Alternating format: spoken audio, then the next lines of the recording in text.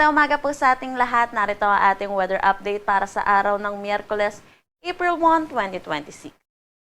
Wala naman tayong minomonitor na anumang bagyo or low pressure area sa loob at labas ng ating Philippine Area of Responsibility.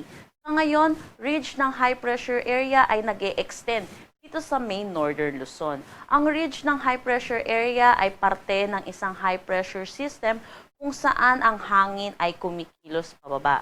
Dahil dito, kaunti ang mga kaulapan na nabubuo.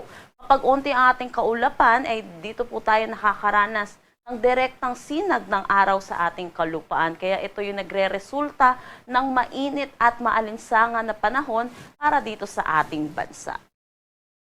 Para sa magiging panahon natin ngayong araw dito sa Luzon, inaasahan po natin maaliwalas ang ating panahon, mababa din ang tsansa ng mga pag-ulan. Pero asahan din po natin yung init at alinsangan, lalo na sa tanghali hanggang hapon. Pagwat ng temperatura para sa Metro Manila, 23 to 33 degrees Celsius, Lawag, 24 to 32 degrees Celsius.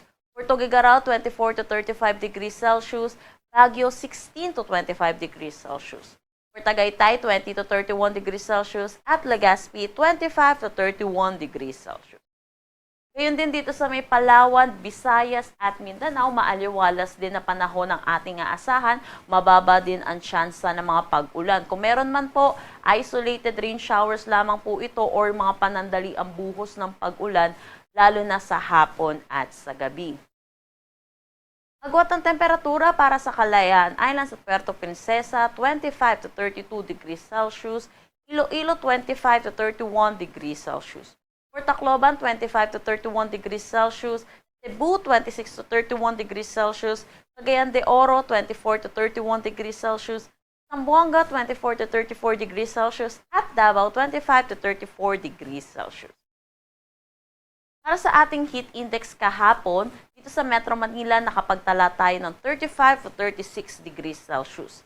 Pinakamainit po natin na itala ay dito sa may Birac, Sinop, Catanduanes, which is 47 degrees Celsius, at sumunod ang Dagupan City, Pangasinan at Mambusaw, Capiz with 42 degrees Celsius. So pinapaalalahanan po natin mga kababayan po natin, danger level na po itong naranasan po nila kahapon.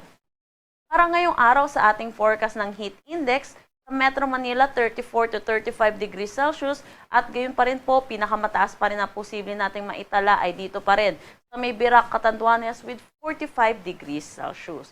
Pinapaalalahanan po natin mga kababayan po natin dahil yung Holy Week po natin ay inaasahan po natin magiging mainit at maalinsangan po ang ating panahon. Para sa ating mga kababayan na may activities this Holy Week, ay iwasan po natin lumabas ng tanghali hanggang hapon. Kung hindi po natin maiiwasan ay magsuot po tayo ng mga maninipis na damit, magdala ng pananggalang sa init at uminom po tayo ng maraming tubig. Wala naman tayong minomonitor, ay wala po tayong gale warning sa anumang seaboards ng ating bansa. Ang sunrise mamaya ay 5:52 AM at ang sunset mamaya ay 6:08 PM. Para sa karagdagang impormasyon, bisitahin ang aming mga social media pages at ang aming website pag-asa.dost.gov.ph. At yan po muna ang latest dito sa Pag-asa Weather Forecasting Center. Chanel Dominguez po at magandang umaga.